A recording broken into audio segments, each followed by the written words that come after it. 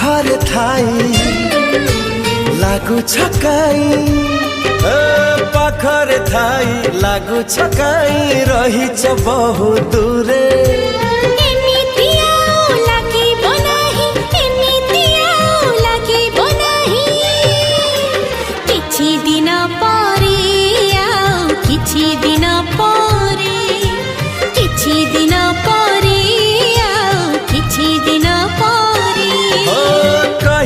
कथा कही बापाई कही कथा कही बापाई कहीं की छाती धरे।